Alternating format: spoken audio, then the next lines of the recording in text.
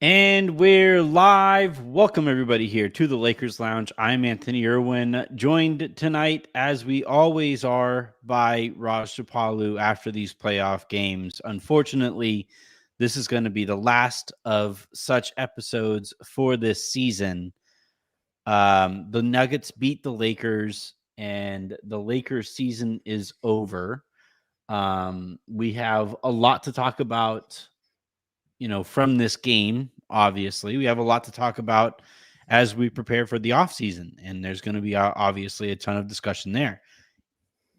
I tweeted this out, and uh, without getting myself into too much trouble here, I had been told before the weekend that had the Lakers lost their game 4 and been swept out of the playoffs, that the plan then was going to be to fire Darvin Ham on Sunday, and that you would have exit interviews on Monday.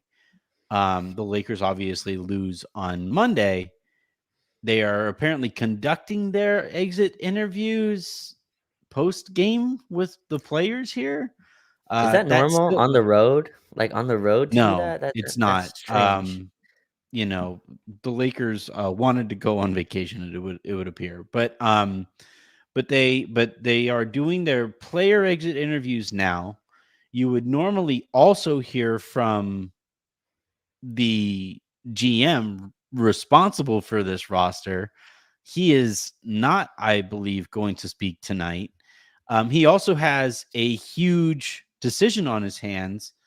Um, you know, uh, coming off of this loss, and so it's gonna be interesting to see how all of this unfolds. But uh, the we're going to talk about the game, we're going to talk about the season, we're going to talk about the offseason to come. But I know that like the first thing that you guys are going to be interested about is going to be Darvin Ham's future. You listen to his quotes, and it doesn't appear like he's already talking about the last 2 years in past tense, right? And what it was like to hold this seat. So it indicates to me that he knows. I'm I'm gonna do the digging that I can do on the air too here, I guess. But as it stands right now, if I had to bet one way or the other, I think he gets let go. The difference between firing a head coach and not firing him can't be one win. It can't be one playoff win. That's just too terrible a process. Yeah, it does feel like he'll be gone, and there's a lot to process right now. I was telling you, Anthony, before we even got on live. It's really strange to go from that high to not like that type of game to it's over, right? And you just kind of have to process the season right away. Usually when it ends like in a way that you're like it's a blowout or something like that. But to go out in a game winner is really tough. But yeah, from the quotes and just from the season and from the expectations of the Lakers, it's clear that he's probably gone. I think just once you go down 3-0, that's kind of the indication that you're probably done anyway. So he's speaking like it. It's very interesting that the players are going to speak tonight. I think that's very strange to speak, you know, on the road where a lot of most of the reporters I'm sure do travel, but I'm sure people would have loved to get questions at home. But yeah, I would bet he's gone as well. It'll be interesting to see who becomes the coach, but um, yeah, I think Darvin Ham is has coached his last game as a Laker. Let's talk about the game first, and we will kind of wait for the news to break on this. All right, really quick. Before we do that, this has bothered me. And maybe it's a matter of Rob learning his lesson. But Frank Vogel literally won you a championship, helped win you a championship, and you fired him a minute after the season ended. You leaked that to Woj a minute after the season ended. And this guy, Darvin, has not done anywhere near the same stuff for your organization as Frank Vogel did. And we're here waiting, right? And I think again that says maybe it's a matter of the Lakers learning, because they did catch shit for that when they handled it that way. Hmm. But like when you juxtapose the two coaches, um, and the process that's going into this actual decision here, and again, we're all just kind of waiting for Woj at this point, and I have it on pretty good authority. But we'll see. We'll see what comes out of here. But let's start with the game. The Lakers lose to the Denver Nuggets 108-106 in Denver in a pivotal game 5. Had they won this one, you really just kind of said like, man, like I don't, and you guys can see it here. The second bullet point is that the Lakers aren't that far away, in my opinion. They aren't so far away that this gap is insurmountable. And I know Yeah. that I've mocked you, Raj, for like the close sweep stuff now. And then if you dare say that it was a close gentleman sweep, I'll mock that as well. But the Lakers did lose 2 games on 2 game winners here. They missed 9 free throws in this one in a game that they lost by 2. They, the one game that felt like inevitable, like was, you knew how it was going to go, was game 3. And then they won game 4. So I don't know, like you've used the phrase, when you lose in the first round, it allows you, it gives you the opportunity basically to make these The giant license. and yeah, the license to do something nuts, right? Yeah. I don't think they do. Like, I don't think they're that far away. You make a couple tweaks. I don't think Rui should be on the team next year. He's not. He's not built for, like, this was a bad series for him. I don't think D'Lo should be on the series on the team next year. Like, Right. another Yeah. kind of bad series for him in this spot. But like, if you could turn those guys plus draft capital into some, like, two-way help and hire a head coach who plays Austin Reeves more than like 30 minutes a game, Mm-hmm. like that to me now, like, you probably have to make up for a step back from LeBron. Um, I thought AD had, like, from start to finish, his best season as a Laker, I think. Yeah. And Healthiest. and Mm-hmm. like, I don't think they're that far. But before we even get to that, I'm sorry. I just, we'll talk about this game too. I watched this game, and I don't think this is a team that needs a complete overhaul. Like, this team, this is the reigning champions that they're playing against. And I don't walk away from this thinking like the Yeah. Lakers freaking suck. They need to completely rebuild it all. So what sucks is I'm hearing you say all this, Anthony, and this feels like that meme, I've won, but at what cost? You know what I mean? Like, I feel like this is the thing that I've been trying to preach, and it's a painful loss.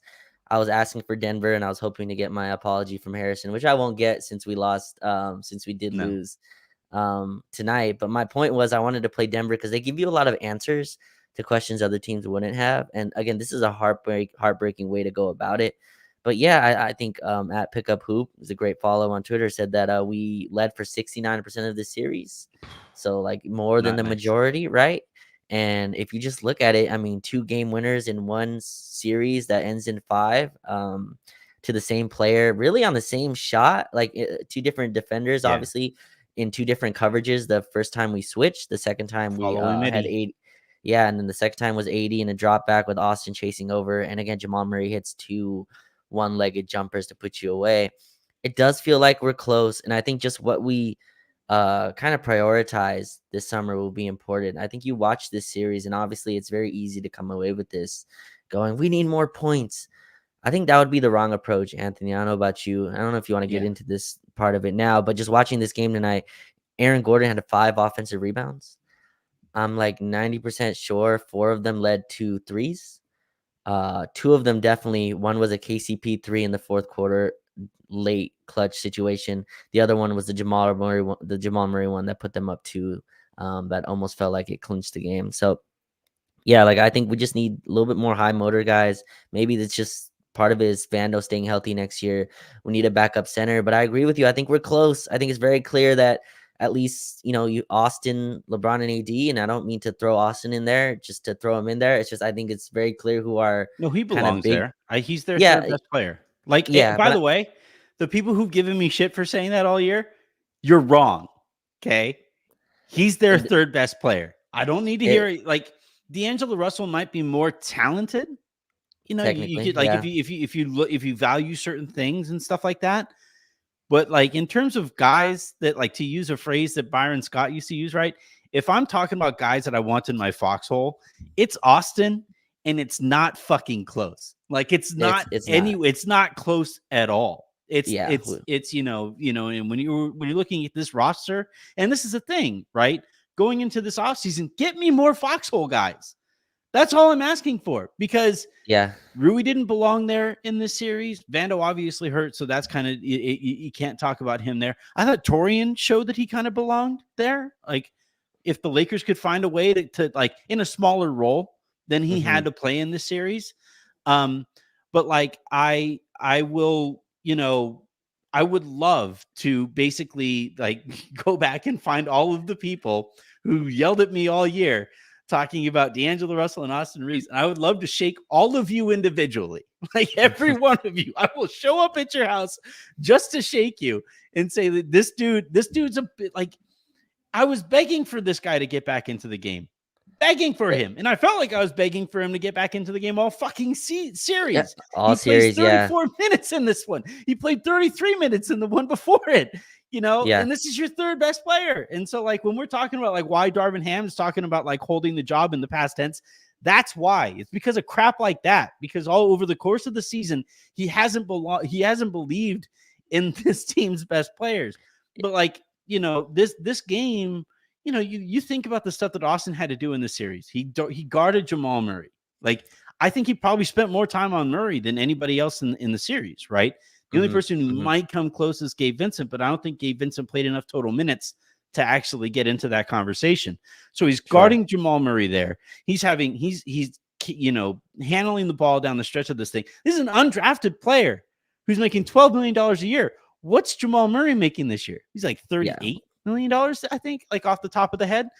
Like, and you look at Denver's third best player, right? It's you have Jokic, who's the best player in the world. You have Jamal, who's the second best player in the world, and then you have like Aaron Gordon, I think, is their best player, their third best player there. He's not an undrafted $12 million a year player. Like he's not. He does he's small like a $25 million player. Yeah. Yeah. Well, on Austin though, it's so incredible. And again, I think we have a lot of time to get into, I guess, the negatives and all that. I just want to push how insane it is. Again, Anthony, this is our season on the line.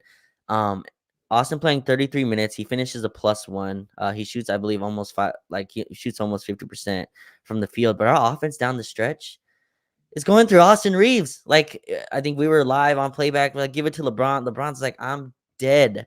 Like, my legs are gone. And Austin hits the big three on the right wing, I guess, to put us up 1.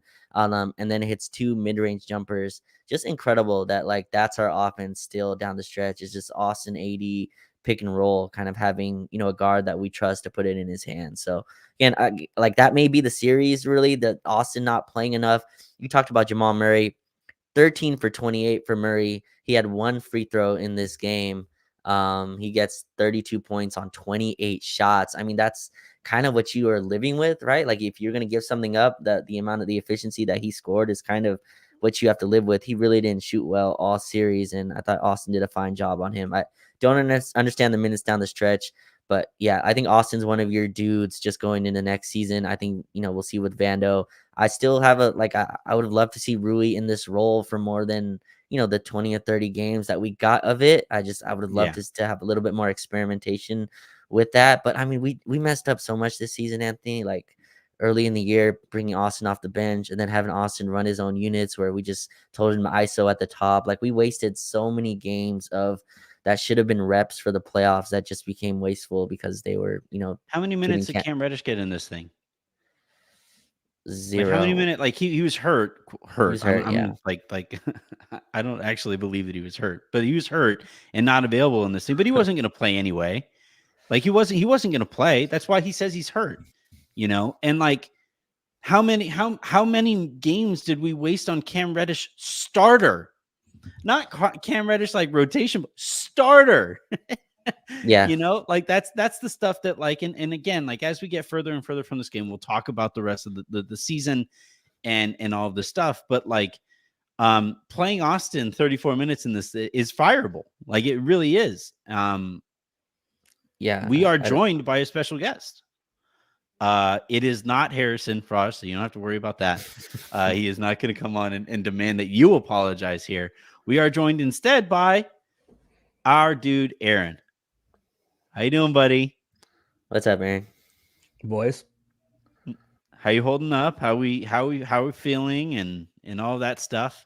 In a game that had that slim a margin, sucks to miss that many free throws. Sucks to I kind of feel like kind of screw up down the some of the decisions on the stretch. It really bites to have Rui out there just kind of wander around aimlessly on defense in some of these key possessions. The challenge rules make no sense to me. Yeah, no. So I don't put that one on Darvin. I think that's a bad rule. Terrible rule. If you win the challenges, right? If you win keep the at first least challenge, your you get timeout. your, I'm fine. yeah, if like you win the giving first up challenge, the you get your timeout. challenge. Yeah. Right. Yeah, that's fine. And look, it got the Lakers the ball back when it was going to be 2 made free throws for Nikola Jokic. So I think that was a good challenge.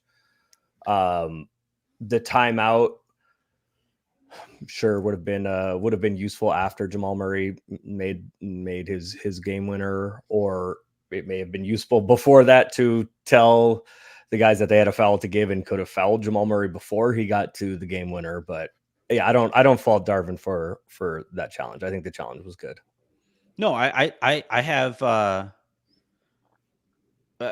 no problem with the use of the challenge, right? He won both of them. The challenge is that, and it sucks that 2 bad calls basically cost you a timeout down the stretch of this game. You know, the Lakers had to play at elevation 3 straight minutes without a timeout there, and they looked gassed going into it, you know? And so it was just, that was kind of brutal. But Aaron, I want to ask you this. Yeah. Ask me anything, Anthony. Now's the time. Ask me whatever you want. Why only 34 minutes for Austin? What's going on there? Mismanagement. I don't have a better answer for you. Well, because like I go back to what we talked about earlier this year, where I don't know if it was aggregated from an article that I wrote or if it was aggregated from a podcast or whatever, but I caught all kinds of I caught a lot of attention. I don't know if I caught too much shit for it, but saying like it's kind of weird. Darvin just doesn't seem to mess with Austin as much. And people, you know, that I spoke to close to that situation were like, yeah, we don't really get it either. And in this series, in the final 2 games of the series, he goes 33 and 34 minutes. And in my opinion, was the Lakers' best guard in this series. Yeah, on balance he was. Yeah. Oh yeah. He was better than D'Lo in total. Yeah. And D'Lo plays 39 minutes in this one. Austin plays 34 minutes. It just doesn't make any sense to me, you know. And again, I think he goes back to the way that Darvin kind of sees the game, and I think it's a blind spot in the way that he sees the game. I mean, you asked the question why, and the answer is, at least in my opinion, there isn't an answer. He should have been out there more. I don't have an answer for why. Did he want size on Austin? Spencer had a good couple on Jamal Murray. Wait, go ahead. Did he want size on Jamal Murray? Was that what it was? I mean, to be fair, I think Austin probably did the best job on Jamal. That's what I thought too. Yeah. So the contest that he made on that last play was a good contest. Yeah, and he got, you know, and Joker got a pretty good screen on him. So Austin was kind of trailing. That's Rui's help, especially with that little time left. You can leave the strong side corner to come help, because if Murray has to give the ball up to pass it, there's not going to be a lot of time for somebody else to beat you. And it's somebody who just beat you on one of a similar shot. But to go back to the last question, yeah, I think it was an error. I don't know that the reasons for it matter that much. I think it was just an error not to play, or to play Austin as little as the staff decided to. Like the 41 minutes from Austin in game 3, fine, right? The Lakers don't have a particularly strong bench. What help they do have off the bench, to be fair, is guards, but those guys did not cover themselves in glory in the first few games of the series. So I don't understand Austin playing, I think it was 33 minutes in game 2 and then whatever, 34, or I think it was tonight. Those are the 33.5, two. yeah. Those are the two that I have the most gripe with, because we've seen that Gabe and Spencer. Torian's been okay in this series, but Gabe and Spencer in particular were terrible all series. Spencer made a couple shots today, but he's been pretty terrible all series. So I don't know what the rationale is. You're asking me why, and I don't have a good answer for you other than it's a mistake. Yeah, I don't think there is a good answer. Is like that's a tough spot.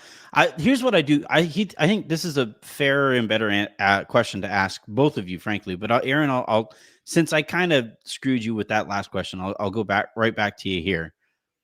Do you think the Lakers could have beaten the Nuggets in this series had they done more things correctly? No. Like not even just this series, but like dating way back, and you optimize this roster. Well, how far can I go back? Right to the beginning of it, right? To the beginning of time. Like if we're talking about mismanagement from the in this series, I'm talking about mismanagement with the over reliance on Taurean Prince, the over reliance on Cam Reddish that made the Lakers as mediocre as they were, and they were so mediocre at the deadline that they decided that they couldn't fix it, and they didn't do anything at the deadline. So, like, do you think there is any world in which the Lakers beat the Nuggets in the series? Because I think there is. No, I don't. I do not think so. No, I don't think so. And to be fair, I was in favor of the moves, the offseason. I think the Lakers had a good offseason. It has not turned out as good as we thought it was in the moment. No, I think the Lakers could have won another game in this series, but no, I don't think the Lakers were beating Denver. Even if Darvin had done a good job and optimized everything and taken advantage of the injury luck, which was a weird comment from him in the post game. It's also weird that the team is doing its exit interviews today, which is a little.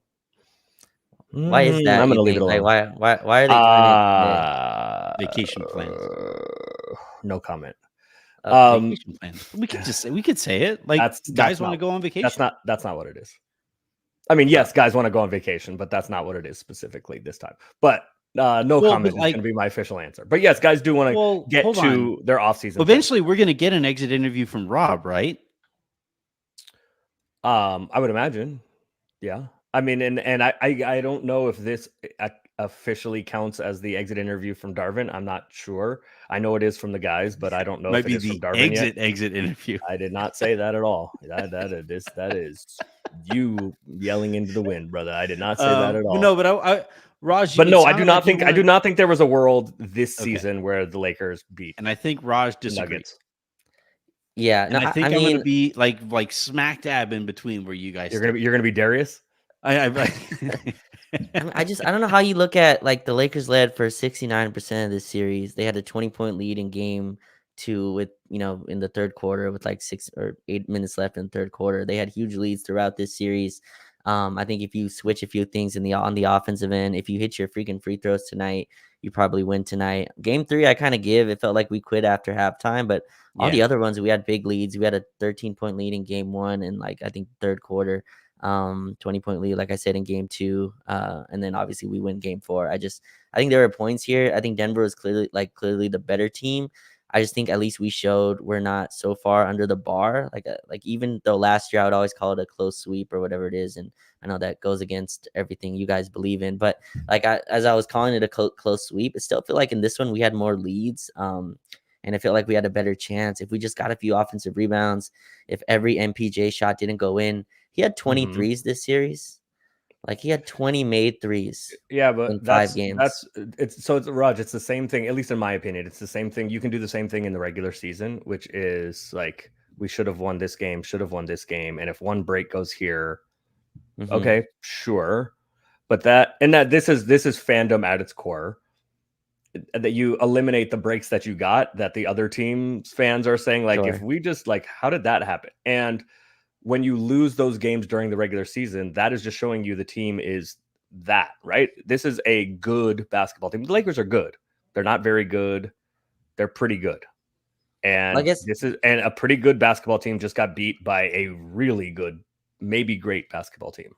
I guess my only not pushing back, I guess it's just I think when we looked at this series, even from last year, right? We saw that I think most people said that LeBron and AD just did not come close to really Murray and Jokic. Like it felt Mhm. like Murray had out of body experience last year, and like he did similarly this series, just in a different way, I guess, with the game winners. And LeBron didn't have the legs or whatever it was on the offensive end for most of last year. I felt like this year, AD and LeBron at least came closer to matching Jokic and Murray and even Yeah, because outplaying Murray. Murray was terrible other than 2 fourth quarters. Exactly. And so the point was really, could you get from the other guys, from the role guys? And it feels like the role guys still just weren't up to par. And like that's a tough way to kind of go home. But like D'Lo giving you nothing in game 1 and nothing in game 3. And again, 2 for 10 from 3 tonight. Like that's really tough from a guard that you're relying on for high volume threes. Again, Austin just did not play enough. Rui looked like he was scared to shoot for 90% of the series. Those are the margins to me I look at, and maybe we could have flipped. And you can also look at that from Denver side as well. KCP didn't make a 3 till the 4th quarter tonight. Right. Jamal Murray shooting whatever percentage he had from the series. This felt like more of a, I don't know, 2nd round, 3rd round So series. yeah, so than this an felt open this round. felt more winnable. You're right. This felt more winnable than last year. My point, I think, in that is that it was because Denver didn't play particularly well. Not that the Lakers did play well. Some of that's going to be some of You that think is going to be Lakers our defense, induced. though, a Yeah, I little was going to bit? say some of that is Lakers induced, to be fair. Mhm. But I like in the first quarter today, like Denver looked like they didn't care at all. Like Denver just was wandering around doing nothing. And you guys, I heard you guys, I think it was after game 4, I believe. And by the way, I loved the 300 the 300 reference and the Whoa, you watched that movie? Germans bombing Pearl Harbor. I loved that. I've never seen that one, but I know the reference. And Animal you guys House, yeah. cackling and crying, laughing was really entertaining to me. Yes, I've seen 300. No, I do not like it as much as you. But I think A you few guys were people do. talking about would it catch up with Denver, kind of testing the basketball gods and not taking the Lakers all that seriously and playing with their food, so it seemed. And yeah, I mean, it kind of was, right? And I think that was most of the series. And it's human nature. When you beat somebody, whatever it was, 8 times in a row going into the series, it's kind of human nature. So yeah, I think this series had more to do with the Nuggets not having their foot all the way on the gas more than the Lakers discovered some. I don't know though, man. Like it felt like they got their best punch tonight, and like it felt like the Nugget. Later didn't walk away- in the game tonight, I think so.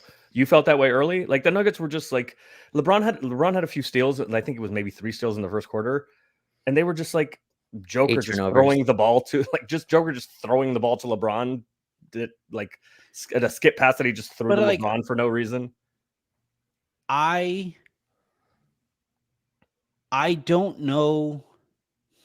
It's hard with this Denver team because they fuck around a lot. Like they've reached that point where the Warriors reached, right? Like you, Aaron, you're really well versed on those Warriors teams. How often they would just have the dumbest turnovers. And I don't know if it was so much like Denver messing around because it was the Lakers or if they would have taken some other team more seriously. Right. Denver has reached that point where like it requires their backs touching a wall for them to really start carrying. Well, I thought in this second half, the Lakers, how often, Raj, we watched this game together. By the way, Aaron, where were you? Where was biggest game of the season? All access Lakers, baby. I was actively trying, never mind. No, but like I was trying. I was.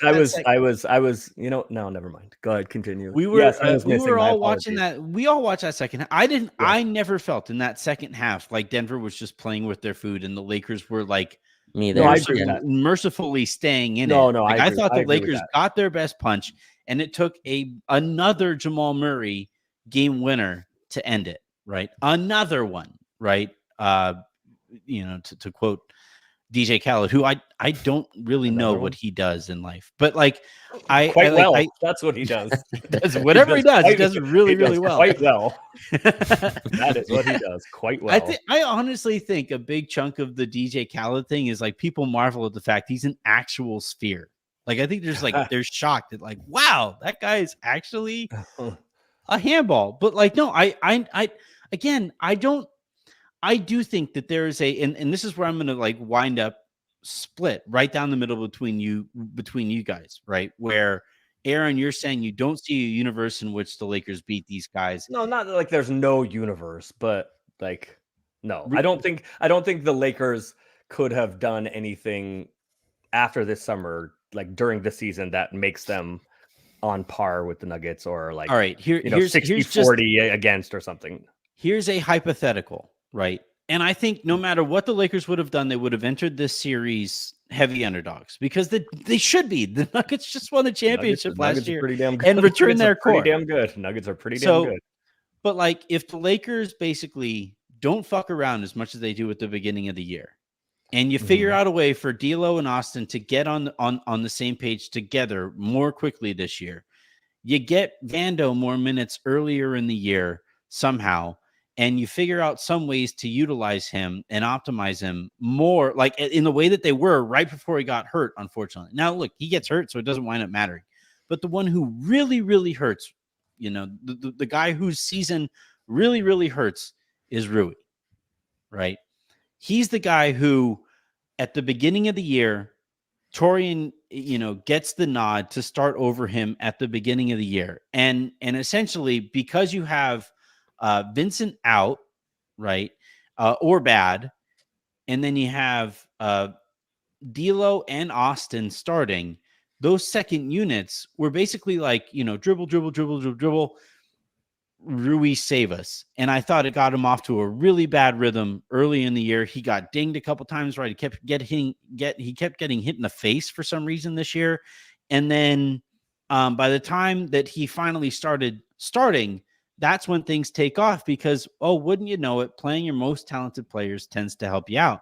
And like, I think if they would have started Rui earlier, and I'll be full disclosure, Aaron, you and I both said at the beginning of the year that it made some sense to start Torian, right? At the beginning of the year, heading into it, right? Yes. You and I were both on the same page there, but I thought they stuck with it too long, and you went 60-something% of the season before you finally started starting Rui.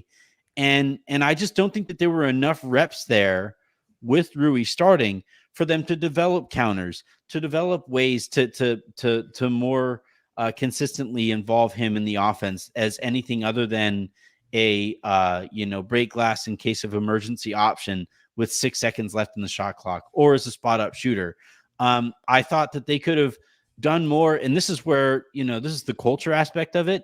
I think Rui has, like, we talk about D'Angelo Russell's gap between floor and ceiling, and how it is the biggest, just in general, of any good player that I can really recall.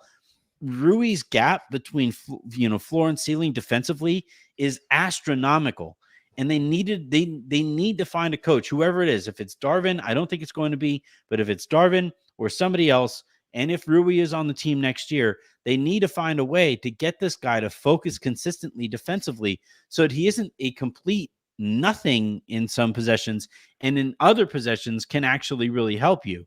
And like the frustrating thing with Rui is that like it's all predicated on his scoring. If he's scoring well, he does those things really well. But that's the part of it. And like you said it on the show, Aaron, you thought that had the Lakers been better than they were heading into the deadline, that maybe they would have done a little bit more to tweak the roster and optimize the roster a little bit more at that part of the year. And if you just add, a better backup center than Jackson Hayes. I'm sorry, I'm giggling because Shams already has the Lakers end of season hit piece out like he did for Phoenix yesterday. Like, yeah. Just how are these 10 minutes, like just 10 minutes after the game. It's how is that already ready? That's crazy. Because never mind. No comment. Peek inside the kitchen. Yeah. No comment. I think the way that he has those ready to go is because like both of those coaches people know the deal, right? Like here, big preview. I have one dropping tomorrow too. Like it's coming, Hey, there you Um, go. You give us a, you're gonna give us a little. but You're gonna like give us, like you're gonna give us a little teaser. yeah. I gotta let it drop first, and then we'll talk about it on tomorrow's show.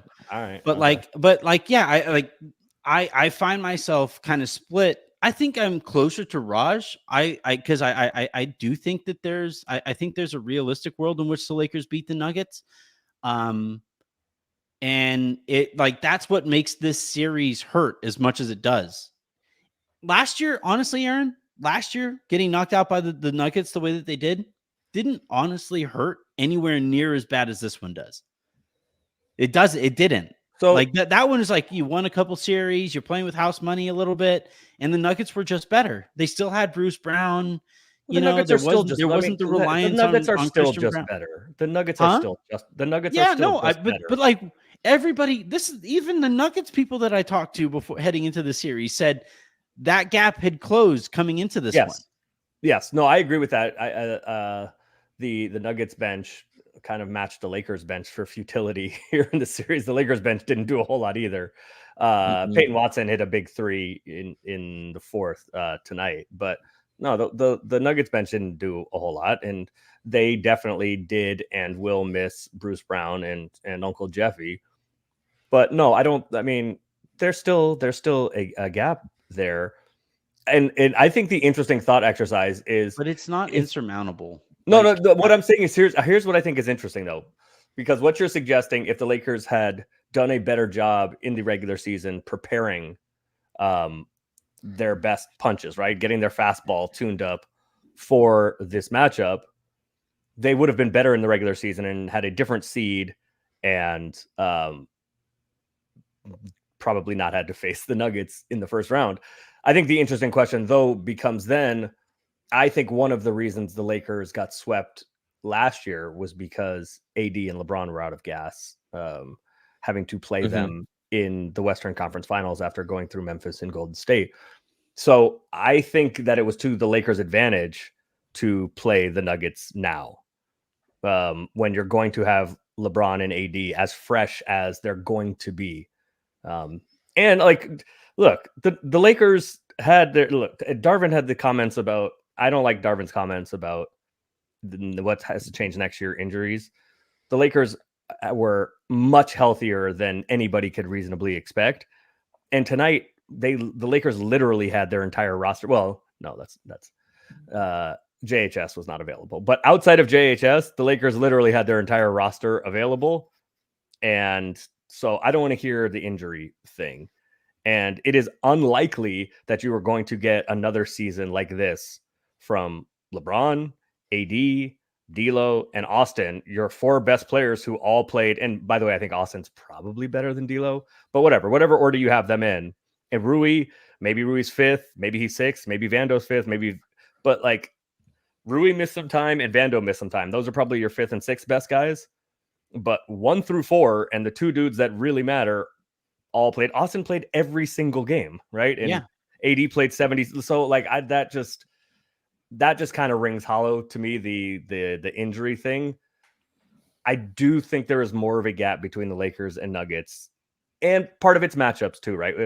The Nuggets didn't finish with the number 1 seed. I think the Lakers, had they played Oklahoma City, who was the number 1 seed, I think they would have fared better. And that's a matchup thing.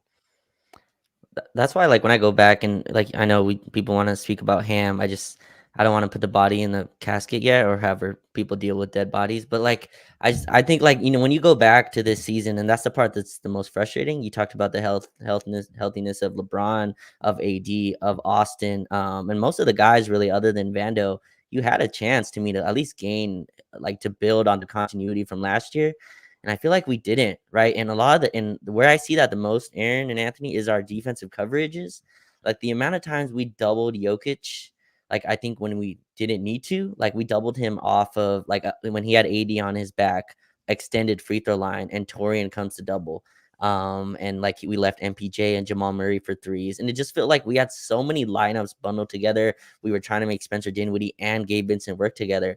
I was telling Anthony live on the playback, we had like way too many lineups already by the half. And Denver has a very consistent rotation to where like it's very tough to have a consistent defensive scheme when you have like 10 or 13 lineups playing at the same time. So that to me was like really what killed this season is that even with Rui just not starting until whatever it was, February, with Torian Prince starting, we went too long with the Austin, D'Lo, and Torian unit. And I thought like you watch Denver and you watch Aaron Gordon 100% know his role. And you look at other teams around the league, you look at the Knicks, all their players, they have a very good identification of what their role is. I feel like Rui had no clue. Like he still thinks he's supposed to score on every possession. You watch him, he still rarely boxes out. The games where he gets 10 rebounds there's way too much variance in that.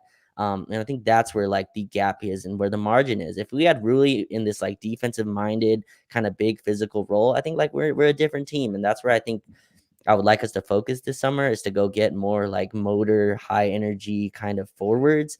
And I'm really concerned. I know you can't speak on this, Aaron, but like I'm concerned that we're just going to go and get another high, usage short ball handler to kind of fix our problems. And I just don't think that was like the issue in this series. So 2 things, and then I got to go. But one, I think the Lakers need, and Vando would have helped with this. Vando wasn't available that much this year, and Vando would have helped with this specifically. But I think the Lakers need some tryhards, right? Some guys that just because it's too much to ask LeBron. I thought LeBron was bad defensively tonight, but he also has to do everything on offense. It's kind of the inverse of. I mean, he has a little bit more help on offense than AD has on defense, but it's kind of the inverse, right? Everything is asked of AD on defense, and his offense suffers because of it. And everything is asked of LeBron. He has a little bit more help. D'Lo and Austin provide a little bit more help than AD has. Anybody does for AD, but so much is asked of LeBron. Let's put aside that he's in year 21, right? That his defense suffers from it. I thought he was bad tonight. People were on my head about it on Twitter, saying he had 3 steals. And I think one of the biggest possessions of the game was an Aaron Gordon offensive rebound over LeBron. He was low energy. Hitting a 3. He was low energy. You can't box him out every time. He was watching people. His rotations were late. He was watching people walk to the rim. Whatever. It doesn't matter. So I think that you have to account for that in roster building. I think the Lakers need more two-way players. Almost everybody on the roster is a offensive guy first and a defensive guy second, if at all. I think the Lakers need more two-way players, and I think the Lakers just need some tryhards, some athletic, energetic guys to make up for, because it's not a fair ask of LeBron. It just isn't. What they need. This is like one of Raj's 4-letter words, and it actually is 4 letters or whatever. But I think it's a soft roster. Like you're talking about like offensive minded, all that stuff. But who's the like LeBron is your most physical player, Like it's Austin is physical. He just has. But he can't be your most. He just has athletic deficiencies. But yes, when he's $125 soaking wet, like they really. Again, look back at that group that won the championship in 2020, right? And there were freaking Rottweilers up and down that roster at every position, right? The Lakers just played against one of the former ones in Kentavious Caldwell-Pope tonight.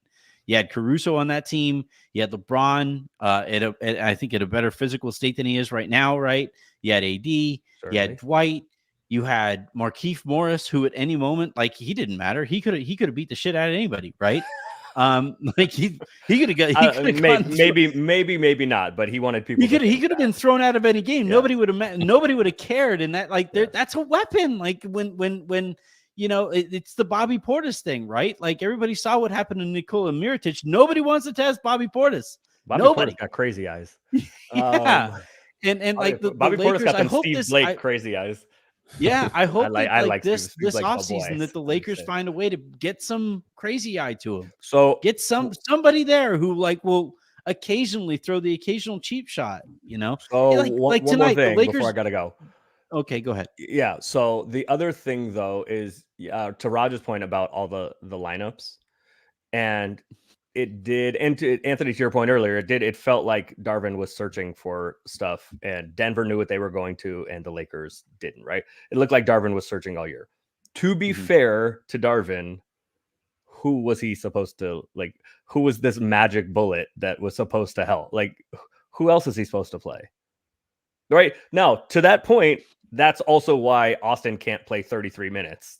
That's where I was going to go. Yeah. So that's fair, but it's not like there's just all these like great options on the bench that Darvin was just, putting I would putting have by tried the wayside. Vando. I would have tried Vando early. I would have in the tried game. Vando today too, but it's hard to throw somebody who hasn't is. played in a couple months into a closeout game in Denver, like who's had leg problems, so his conditioning probably isn't great.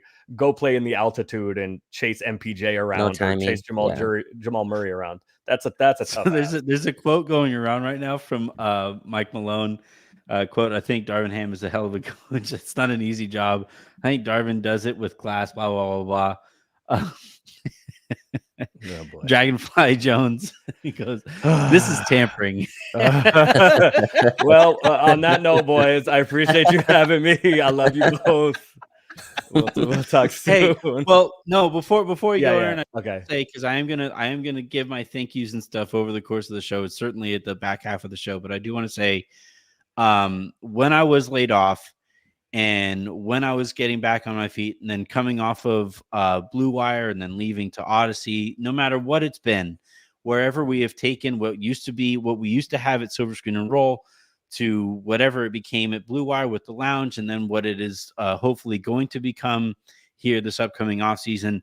At every single turn, Aaron, you have been one of, if not the first person that has said, I am here with you, brother. I am here. Let's do this. Let's get this cracking. And I say it all the time. It is the Lakers fans. I hope you guys realize how unique it is to have somebody with the amount of intel and the amount of experience that Aaron has just readily available on a stupid little podcast like my own, like on the stupid little project that we are building. And Aaron, I want to say this, seeing as the season is now officially over, and as we head into the off season, I love you, buddy. I greatly, greatly, greatly appreciate you, and I can't wait to keep building this thing here moving forward.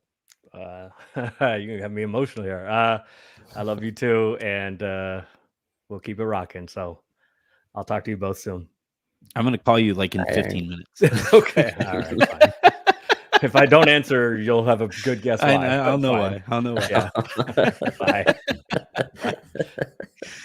Bye. All right. I think we've talked a lot about the matchup here between the Lakers and the Nuggets, and we should probably kind of broaden our scope and widen our scope into this upcoming offseason. And it certainly feels like the inevitable is coming. And we have 4,400 people watching right now. And I'm going to take people behind the curtain. Essentially, what everybody in the industry is waiting for is for Rob to text Woj and say it's done. That's what everybody is waiting for. And just be like, give him the go. You can send out the tweet. You guys saw the article that The Athletic dropped. There is only one person who gets direct access to the main decision maker here. And once he drops that notification, everybody else is going to, kind of follow suit. And that's why you see the article that The Athletic had where it's ready to go with, all kinds of detail. Yeah. Mine, for Lakers Daily is going to be dropping once that we get that kind of confirmation too. You can tell me the kitchen's burning, Anthony. Are you going to continue to let me know that there's a gas fire in the kitchen, and Darvin is there trying to put it out with a bunch of. Is he using a fire extinguisher, or is he at least using the correct tools to he's asking Spencer Dinwiddie to take care of it. So we'll just accept, or we will move forward here with the kind of underlying backdrop being that that decision is already made and they are going to move on from it. So if Yep. that decision, or as that decision is likely made, Raj, what direction would you go? Hell of a fire in that kitchen. It's at least warm, right, They got Darvin? Like it's at least warm. Yeah. they got some great arsonists on that team, yeah, or whatever the fire stars are. But but Raj, like, what direction would you take this? Yeah. Go to find your head coach, because on one hand, now more than ever, you have to win immediately with LeBron. You Right. have no Yeah. choice but to absolutely maximize the next 2 years tops of LeBron. Yeah. You Yeah. That also, though, have to prepare your organization for what comes after LeBron. So how would you handle this? so I think it all depends, Anthony, on what LeBron does, right? And I think most of us believe LeBron's coming back. He has a $51 million player option. Which just I'm giving my just opinion here. I think it's going to be declined, and I think he's going to sign an extension for 3 years, a 2+1. If that's the case, then I think this needs to be a decision that LeBron is brought into. I think Anthony Davis needs to be brought into. And obviously, if Rob Pelinka is still the one pulling the levers, then he's obviously going to be brought into it. I think the best case scenario, which I don't like, I'm watching this Clipper Maverick series. It's just very unclear what direction it's going to go. But I think the best case scenario is the Clippers let Ty Lue go, and that's the coach you can kind of go grab and right your wrongs. Go pay him the correct amount this time. Just tell him it was a typo on the last contract, and we got it corrected. We moved it up a few years. We're off, and a few zeros were off from the number, but we've got it fixed this time. And go get Ty Lue. Ty Lue doesn't have to move, right? Very similar to the Ivica Zubac switching from the Lakers to the Clippers, or Russell Westbrook switching from the Lakers to the Clippers. Ty Lue can stay in the same city. That's best case scenario, Anthony. Like my concerns are we will kind of go overboard since we did the first time head coach thing. We go in tout out the word experience, right? Which can have a positive connotation, but also can have some negative connotations to it when you bring in a guy that's coached in 4 different teams, right? And that's like my concern. And those are the coaches that are really on the market that the Lakers usually go at. Like, I don't really expect them. I say that all this time. Like, the coach of the year this year was Mark Daigneault in Oklahoma City. By the way, coach of the year cursed kind of see. So we'll see what happens to OKC in the next round. But like, that's not really the type of the coaches that the Lakers. No, the coach of the year curse is that he would get fired next year. I don't think he's getting fired next year. No, not fired. I thought like the coach of the year loses, or is that like the MVP? Maybe. No. The coach of the year curse tends to, like, I think for a while there, is that they would win coach of the year and then they would get fired the very next year. Yes, you're right. Yeah, which I don't think he's I don't think he's too worried about that. That dude's a very brilliant coach. So like those aren't the type of coaches the Lakers really set their eyes on. So that's my concern. Like I said earlier that when you lose in the first round, you really have a license to go crazy. And I think anyone like us who watched the series go, well, actually, you might be closer than it appears, but I just don't expect them to kind of operate in that manner. So those are my concerns. I feel like it's going to be extremes with both the coaching and kind of the roster overhaul that we get. And just your question on the coaching. I would kind of, with LeBron, wait for the playoffs to end. And I think last time Darvin Ham was like hired before even the playoffs ended, if I have that correct. He was kind of very quickly grabbed from Milwaukee. Maybe. I don't remember exactly. But in any case, like, I just hope there's a coaching search. I hope there's due diligence done. And again, I hope LeBron and AD are involved in this conversation. I think the worst thing you could do is fire a coach they didn't like and then bring another one that they're over with by December. That's the worst case scenario, is that you hire another coach that your stars don't believe in next year. And then you have real issues. But that's where I would go. I think your two choices basically is to either A, hope for Lou, and that's best case scenario here. Mm-hmm. Juwan Howard already signed on to Brooklyn staff, so I don't think you're gonna be able to get him. but whoever it is that the Lakers get, and I know I ain't like I'm not saying this to be condescending of the people who do really smart work in terms of evaluating like future coach prospects, because that's how you find the Mark Dagno, whatever his name is, and the Chris Finches. Chris Finch for like 4 years was the guy everybody pointed to, is like, that guy is going to take over some team and their offense is going to be incredible. And if he gets the right assistant coaches and the right personnel, their defense is going to get after it. He's a very likable guy. Like Chris Finch, before he became a head coach, everybody knew that guy was going to be great. The guy for Utah also, who used to be on Boston staff. What's his name? Will Hardy. Yeah. Yeah, Will Hardy. Yeah. When he was on Boston staff, he was the guy that a lot of people pointed to and was like, yeah, that guy's going to be great. So like, I am not, there are a lot of really smart people, even within Lakers Twitter, right? Who do really good stuff on analyzing the prospects of some of these coaches or whatever. But to me, that kind of all flies out the window, because the number one thing that I'm looking for from the Lakers' next head coach is complete and utter buy-in from LeBron James, because Frank Vogel didn't have it. And the 1 year that he had it, the Lakers won a championship, and then he lost it because the Russ thing was such a disaster. Darvin almost never had it, I would say. Like, and certainly didn't have it this year. And by the time that and again, I have this article dropping here for Lakers Daily that will kind of spell out the way that the season went. But by the time you got to this point here, where you're heading into the postseason, Darvin had lost the locker room. And that started with LeBron. So whoever it is that the Lakers decide to hire, that person has to have the utter faith of LeBron if you want any chance whatsoever of maximizing what you're going to be able to do this year.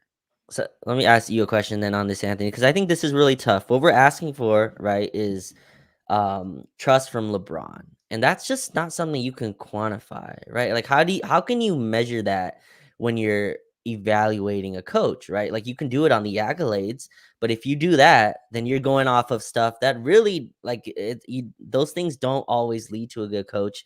I think Rajon Rondo is another name, right? I think Rajon Rondo would have the trust of LeBron, but like then you get to, is Rondo a good head coach? I don't know that answer, and no one does. Mm-hmm. But you'd have the trust of LeBron, right? So if that's your number one kind of that's the number one thing you're looking for. And that's why I think this is so tough. I really think you don't know until it's too late. And like the only guy really is Ty Lue.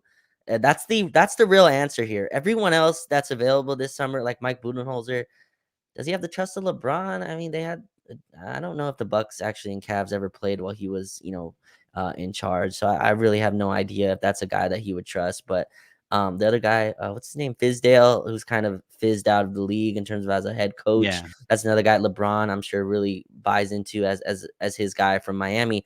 So those are kind of the places you go. But I think that's a really tough kind of bar to set, right? If your bar is the trust from LeBron, that's a really tough way to go into a coaching search. I don't know how you evaluate that as an organization. That's a tough way to go about it. I think they saw in Darvin Ham, just going back 2 years ago, was, oh, this is a no nonsense guy, right? Like, and him and LeBron can at least him and LeBron and AD can at least connect from a player to player moment.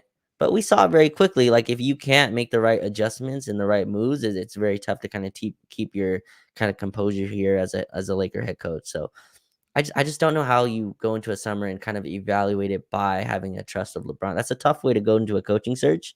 And I think that's what, Rob and them are going to have to weigh. It does feel like Darvin's out. Like, I think we're going off of that premise, and that does seem the case. I don't think Shams would drop that if that wasn't. But I think that's a really tough place to be in, where, LeBron's going to, I'm assuming he extends, right, Anthony? That's another assumption that we're making here, is that LeBron opts out and extends for another couple of years. So if he does, your team again is kind of built around LeBron and AD, and they should be involved in the coaching decisions. And that's a tough place to be when, like, LeBron's trust is something that you can't really quantify, right? How would you quantify that in a coach? Or, like, if you're looking for a coach, how would you quantify the trust of LeBron? I don't think you can until you're in those moments, in those pivotal kind of moments, and you earn his trust, right? That's not something that's given from the beginning. I think Vogel earned LeBron's trust from their battles in the Eastern Conference, right? I think LeBron said that when, when Vogel was hired here, it was like they had some battles back and forth in the East. So I like that's really tough for me to kind of gauge how you get to a coach that I guess LeBron trusts. That I don't think that can be taken in a coaching search. I think I think like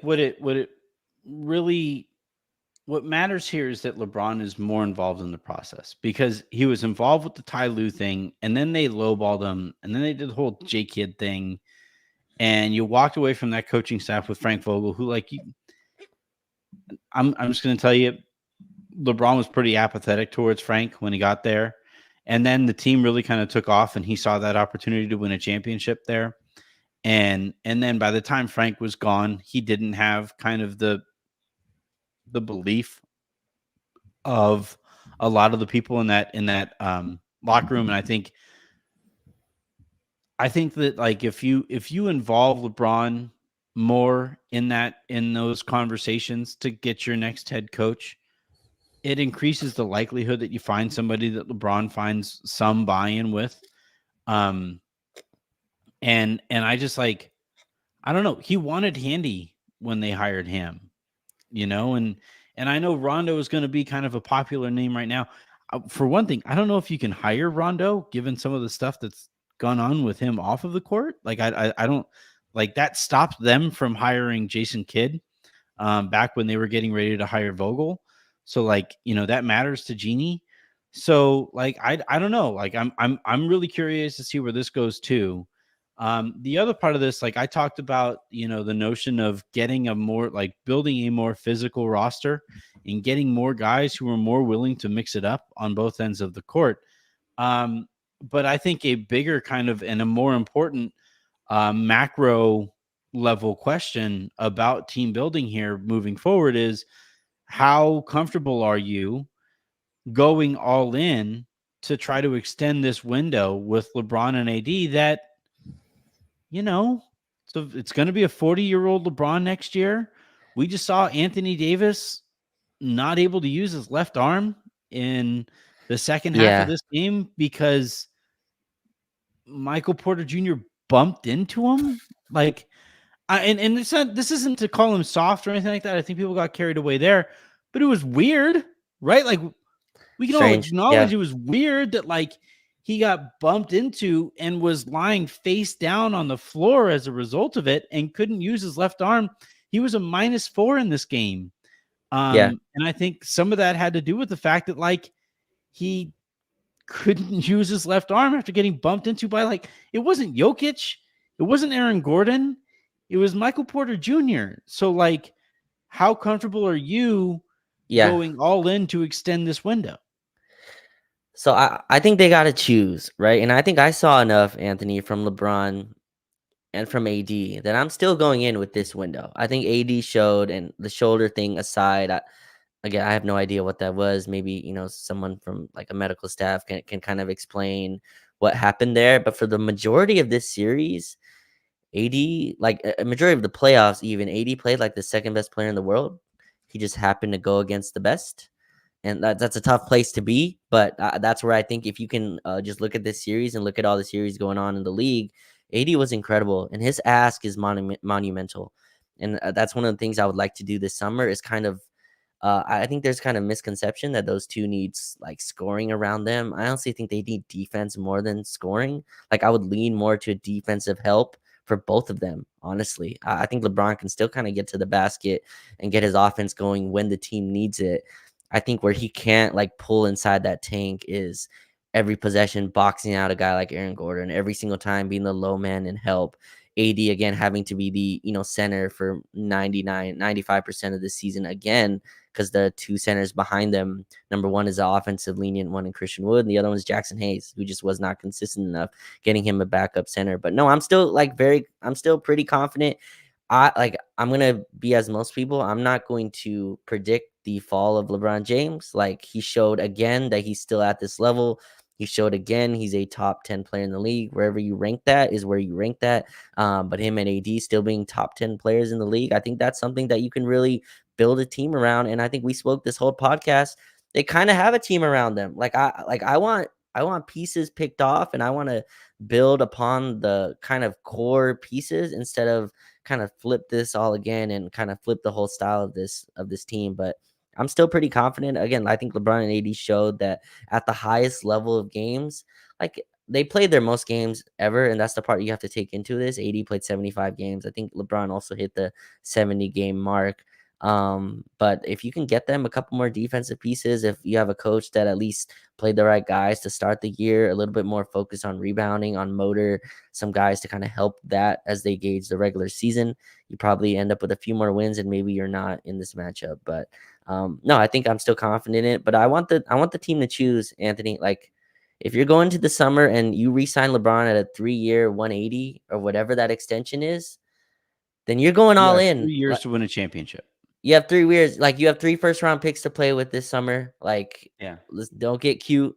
Like, you got to find and again, this is not me saying throw the whole team away. It's just you have to also be smart in terms of the asset kind of allocation. But yeah, just hoping that, if they go into this route, then go in on this route. You have LeBron and AD at least trying to contend next year again and kind of make moves around that. I just don't want to kind of fiddle in the middle as they've done in previous seasons. So we'll see. But I'm still confident. Shit, dude. In LeBron Like we're talking about all of this as if we like LeBron is definitely back. We don't know that. He again tonight was talking about family and stuff outside of basketball. And he would be entering year 40. His year 40 season next year. Year 22, right? In his career. Now apparently, like I tweeted this out because I'm kind of laughing at the timing of it all. But LeBron goes out there and talks about like, could be it. And then like the Lakers leak that they're interested in bringing in Bronny, right? As kind of another carrot there. Can I be honest? Mm-hmm. The Bronny thing feels kind of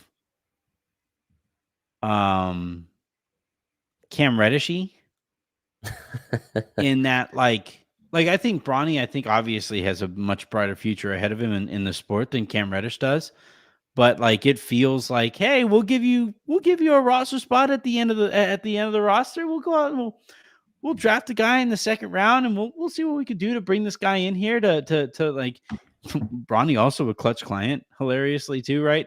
Oh yeah. Like it's just I don't know. I've been charting basically LeBron's fingerprints on a roster dating back to the Russ trade to now, and you see fewer and fewer and fewer of those fingerprints, right? And now they're basically leaking that they're interested or willing to bring in Bronny, right? As another carrot to show that they're working with Bronny or with LeBron.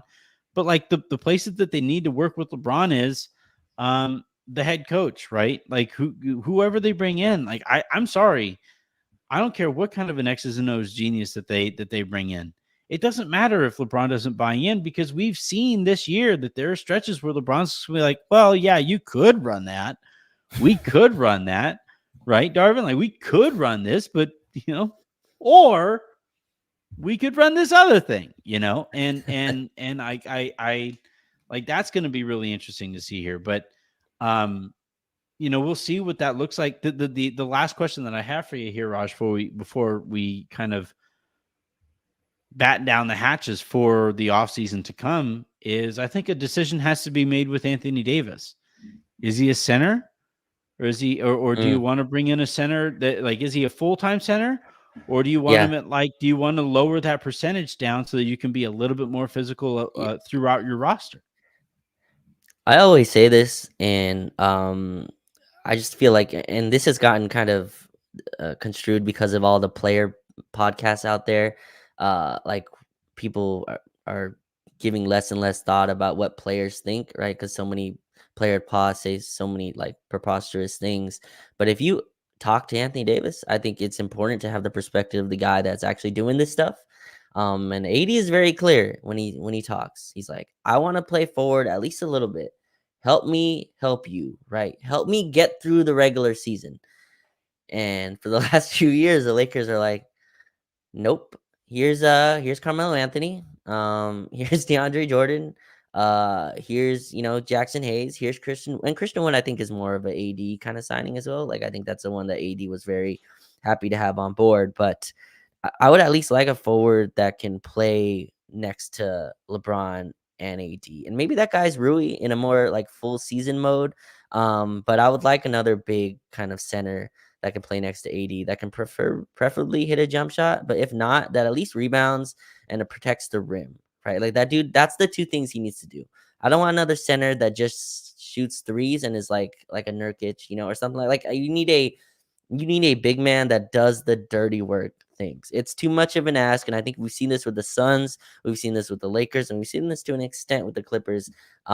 Your stars can also be your dirty work guys. Like that's a very tough position to put guys who need to average 30 and also be the guy that is crashing the glass every time. That's an impossible ask. It just is, especially like over older age stars like Kevin Durant, LeBron. That's a tough ask for them. KD can't tag Anthony Edwards and also drop 30 on the other end. He just can't. He can't do it at this age. And LeBron can't drop 30 and also box out Aaron Gordon every time crashing from the corners. It's an impossible ask, or boxing out Jokic. So I would like another center. I don't know what that looks like. Like I would love a Plumlee. The Clippers have 3 centers. Like just one of those guys would be great. Zoo, Plumlee, or even Daniel Tice. Just a big body that would help down low. I think Jackson Hayes has it in spurts. But yeah, like another physical center, I would really like for them to get to just soften the blow on AD throughout the regular season. You're playing the war of attrition. Is AD gonna play center when the games matter? Of course. Is he gonna be at center when in every clutch situation? Of course. But let's just have a little bit of diversity. Not he doesn't have to be Dwight Howard or even current Dwight Howard, but some big body that you can throw out there. And I'm hopeful they go in that direction because AD's been preaching that for the last few years. It just feels like that voice gets smaller and smaller as the seasons have gone on, and we just stopped listening to him. So hopefully they get another center that can at least defend the rim and protect the basket. Yeah, I was kind of disappointed that they didn't do something to get a more physical center who could spell AD, if not in this series, right? Because your backup center, hoping your backup center helps against Jokic is pretty suboptimal, right? But Sure. I don't know. Like the further that we get away from it, the more bummed I am that Marc Gasol didn't work out, right? And he didn't work out right because he got COVID, and he was just never the same after he got sick. But like early in that season, he fit perfectly with LeBron, and it like worked really, really well with him and AD too. Like that team to start the season was so effing fun, and then they just kind of wore down or whatever. 21-6 to start that year, Anthony. I'll never what forget was it. that? I think it was like 21-6 to start that year. Yeah. I believe they were incredible. Yeah. They were so effing fun, and there isn't like people are gonna look for it. I see people saying like Vucevic, he is not Marc Gasol. Like he's also white, but he's not Marc Gasol. There just isn't a Marc Gasol really like that is attainable in the NBA right now. Like you can maybe say like Lauri Markkanen, but the Jazz are gonna ask for everything under the sun for him, and I don't know if I would use everything under the sun to go out and get somebody who isn't going to be a big part of your best 5 lineups, right? So I don't know what direction that they go in there. I do think that they need to bring in somebody with a little bit more muscle who, even if he isn't playing alongside Anthony Davis, just isn't such a disaster when AD isn't out there, right? And the Lakers have basically, since they struck gold with Dwight, and that was a pretty unique situation. The league had given up on Dwight, but they struck gold on Dwight, and JaVale I don't think was on a minimum when they had him either. But since then they have basically only used minimum contracts on bigs, and I think that they probably have to switch up that approach to that spot there, because the Lakers for far too long now have been such an unmitigated disaster anytime Anthony Davis either sits on the bench, or God forbid he misses a game. Yeah. It's just ugly. it sucks that I won't get this opportunity, but and I know like the body's getting cold now for the season, but I would love to know the butterfly effect of if Vando just does not get hurt game one of Yeah. preseason game one, right? Like in first half. By the way, Vando hits 2 threes in that preseason game. It looked like, oh wait, Raj, did I'll Vando ride with work? you. I'll Did ride Vando with you work? just about anywhere. But like, if you start talking I about Vando understand. hitting I know, threes, I know, I know. I'm just giving the context of like what happened in that preseason game because I think most uh-huh. people didn't go back and watch that. But like so Vando gets hurt in like the first half I of that think game. Vando forgot he made those threes. Like, if you were to talk to him right now, did you know you made 2 threes? And he's like, wait, really? I can Yeah. do that? No way. Wow. Right. Yeah, he probably doesn't even remember. But I think that's such a like key point in this because that really led to this confusing, twisted maze that we went through, right? Like Vando goes out, you start Torian, and Darvin Ham gets very much connected to that. And we start that for such a long time. Rui goes in and out of the lineup. He gets a concussion, he misses time. Then the Cam Reddish experiment starts, and that kind of goes along with the Torian thing. And all those guys eventually start so much that on Christmas we bench both D'Lo and Austin, and we just go down this huge rabbit hole. And we just spent this whole podcast, Anthony, me, you, and Aaron, talking about we need more high motor. Aaron called them tryhards, right? And we're like, we need physical players. You called the team soft a little bit earlier. Yeah. Like what Vando does is like he's like I remember the win against Dallas last season, right? Just that off the guy who crashes the glass. Like Vando's an incredible offensive rebounder, right? He's a really good defensive rebounder. He's a guy that always crashes. He's a guy that always has motor, who's always playing hard, who's always aware on the defensive end. I'm not saying he changed this Denver series at all. That's not my point here. It's just I think just having one more wing forward would have been very helpful. But I won't get that chance, and we'll see what happens during the summer. I hope Vando is able to kind of have a bounce back season if he's not traded, because I do think he's still a very key and unique. He's just a unique NBA player. You know how many players make his type of money that can't shoot, can't dribble, and finish at the rim? Like there's just like the amount of players who can't do all three of those things and Contract could still also make be a mistake. okay, but like just the value.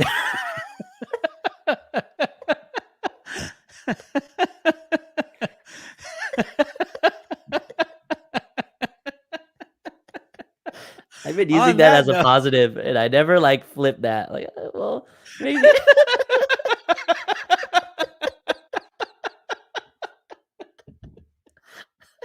all right, we have to get out of here, but we do have 15 starred comments. So Raj, I'm just gonna play this one time and All right. maybe a couple times.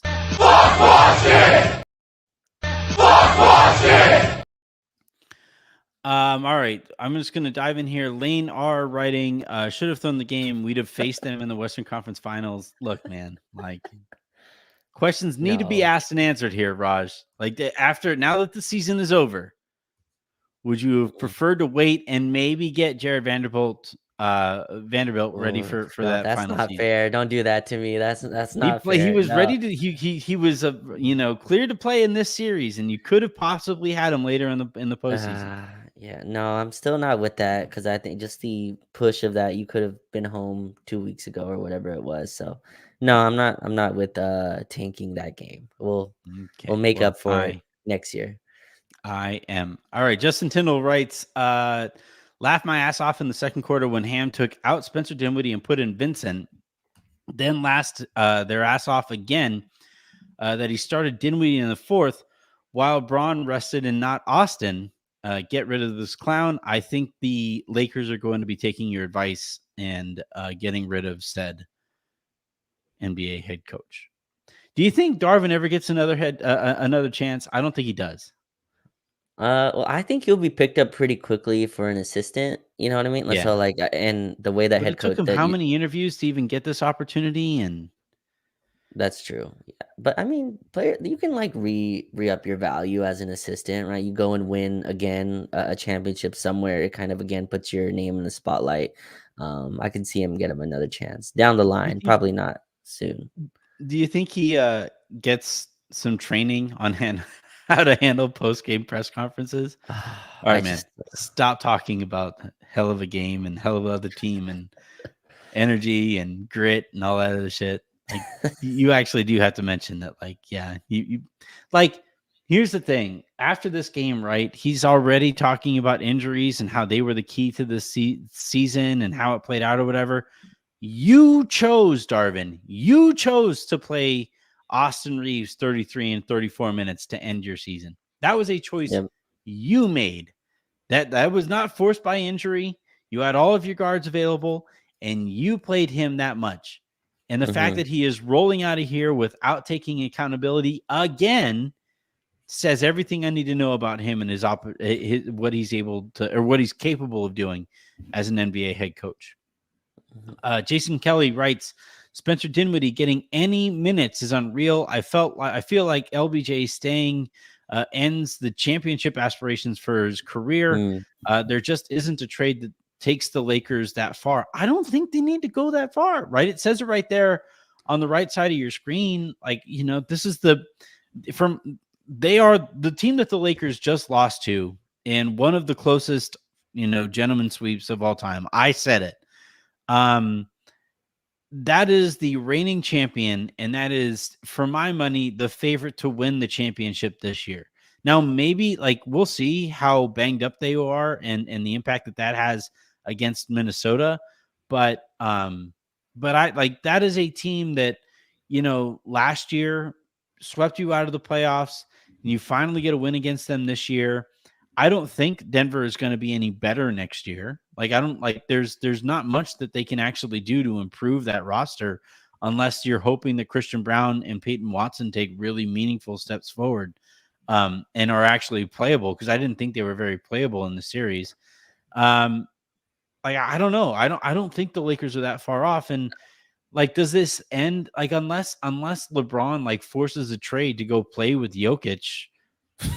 I think he has about as good a chance being a Laker at winning a championship than anywhere he would go. Where else would he go? That's what I was gonna say. I just don't think there's a team that you can really walk to that would. I mean, maybe there's here and there you team up with a star, but yeah, I think the Lakers are as close as you can get, and they're really only their hurdle next year, Anthony, is LeBron's whatever fall he does, right? Whatever drop off there is going from the age 39 season to age 40. And just on the Dinwiddie point, I have no problem with Spencer Dinwiddie playing. It's him playing over Austin Reeves. That really just didn't make sense to me, at least in the second half. There were points where I thought we just overplayed that. And I get the point with Dinwiddie, bigger guard, throw on Jamal Murray.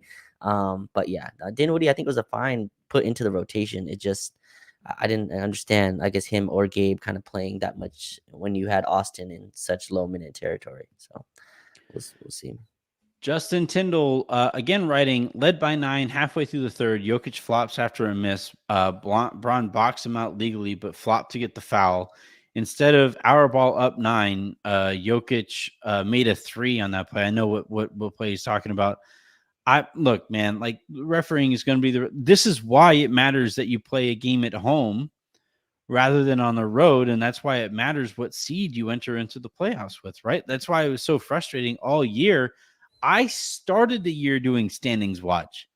I was focused on that shit right from the beginning, because you knew that the West is going to be brutal. And by the way, it's going to be even tougher next year. Wemby's going to be a year older. Memphis isn't going to be the disaster that they were this year. Portland is probably going to still suck, but that's probably the only team in the conference that you would look at and say they are for sure tanking, because we'll see what happens with Utah, maybe. But outside of that, it's all the teams that are currently good, right? And then a couple teams that might even get better. That's why that's Phoenix in a normal year, they aren't the disaster that they were this season. But the West was such a gauntlet that and it's going to be like that next year. Mm-hmm. You agree? All right. Lane writes, you, Raj Harrison, made the game 100 times better. Thank you. I'm going to be coming back to comments like that here at the end of the show, because I have so many thanks and so many flowers to give out to a lot of people, including you guys, the listener, with 5,000 people still tuned in at 11:20 Pacific time, 1:20 my time. I'm tired. Justin Tyndall writes, Christian Brown played 60. This comment, I saw it pop up while we were talking, and it it was like a stab to the heart. But Christian Brown played 64 minutes. He's their max, LOL. In an elimination game, you favored Gabe and Spencer over Vando. The Max aspect of this hurts. Like the Max part of this, just never playing Max when he is, I think, their best two-way guard. Just like other than Austin, I would say. Like in terms of impact on both sides of the ball, just not playing him. Man, I can't wait to watch the Lakers coached by somebody who wasn't Darvin Ham next year. What's crazy is you just said that statement. You think he's their second best guard behind Austin. Someone online could say he's their worst guard. We don't know. I don't know. Like I did not get an answer to. I have no idea the answer to that question. I love Max in summer league. He's one of my favorite parts of going to Vegas last year and getting to watch him play and kind of improve as a ball handler. We were told that he was going to be a big part of this team. Anthony, I believe I have to check the numbers. I haven't checked Max's numbers in a while because it hasn't really mattered. But like he shot like 41% on catch and shoot threes the last time I checked. Especially from the corners, which is what we're begging for, right? How many missed wide open threes did we miss tonight? And plus, like, and another thing with this team, you called it soft. That's a word I don't use in my vocabulary, but they're just unathletic, right? Instead of soft, I say like unathletic. Max is definitely our most athletic guard by none. He's more athletic than Austin. He was more dunking on dudes. Yeah, he's more athletic than D'Lo, which is a low bar to clear over. But like, he's a super athletic guard that also Max is a great rebounder. That's the sad part of this. He's an incredible rebounder. He rebounds with two hands. Our guards are lucky to go up with one. No offense to our guards, but like again, like that's the reason why like the Max stuff is so sad because I have no idea how good he is. We have to make a decision on paying him this summer.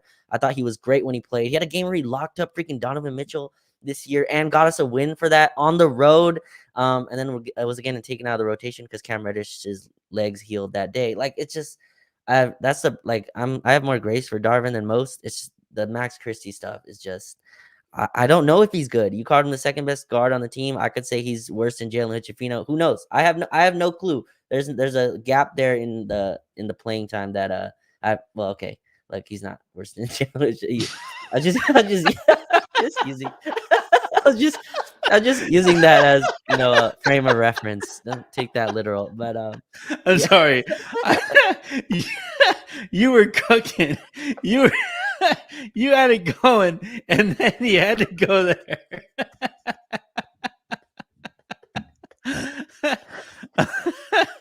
All right. Lanky Body saying, wow, what a frustrating season. Thanks for your coverage this season, guys. The show is the best on market.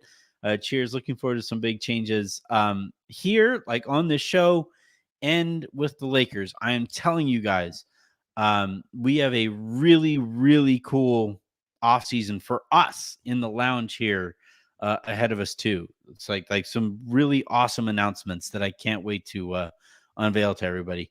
God King 20 Clifton writes, I hate everything and by everything I mean Darvin Ham and his inability to call timeouts like a normal human being. Screams into the void. I'm blind with rage. I can't even think straight.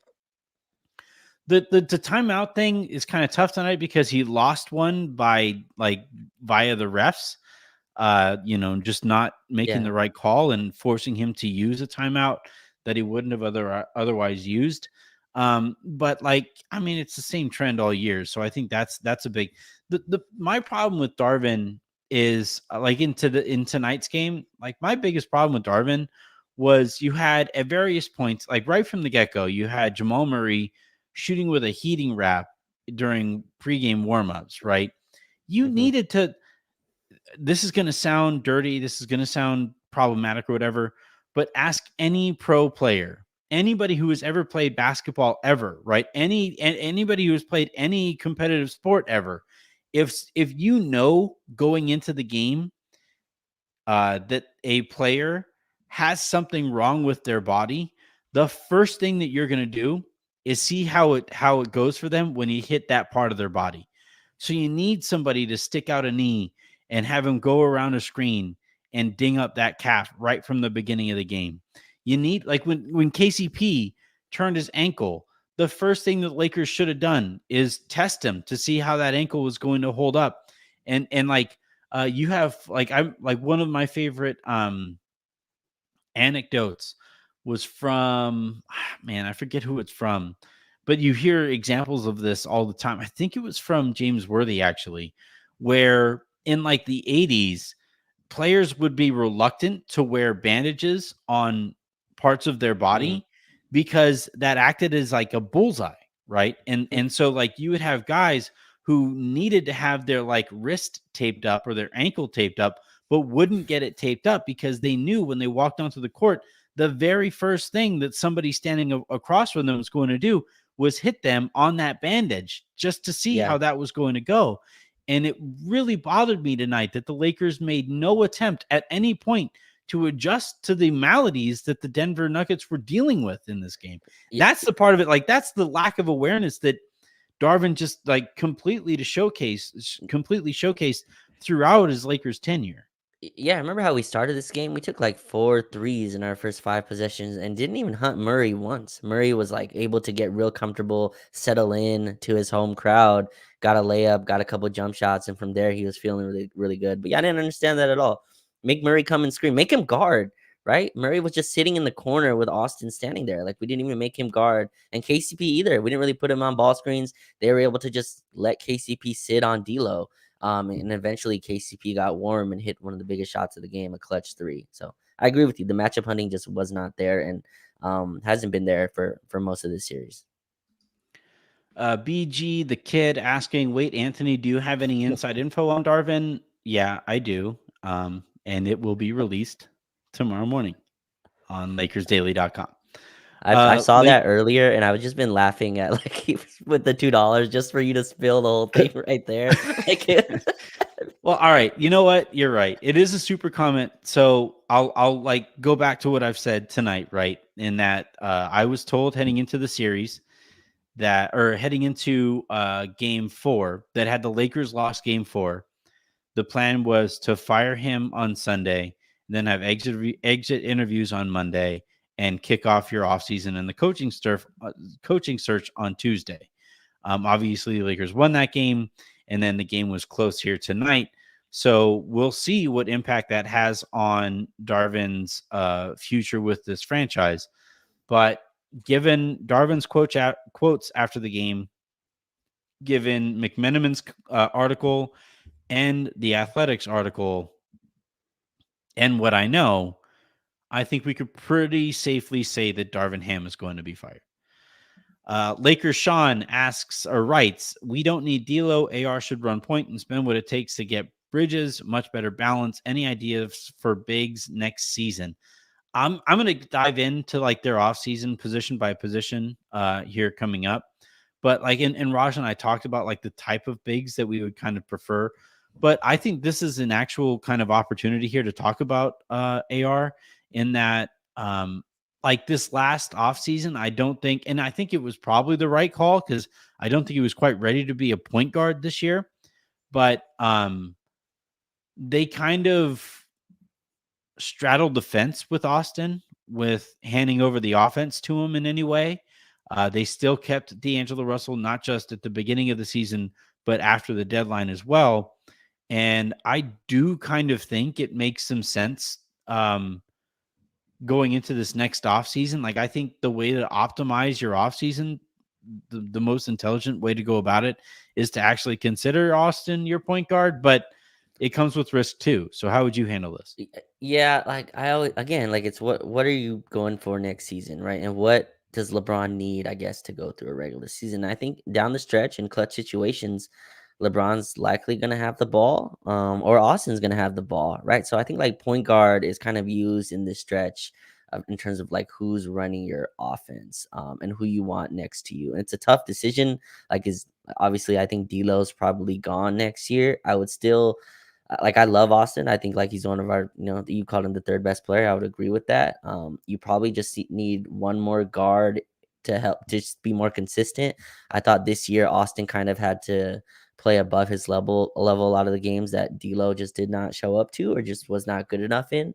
So maybe you want one more guard that's consistent with that. But I think, Anthony, you can go into next year with Austin, LeBron, AD as like your closing core, right? Like, I think that's a core that can win and like win at a very high level.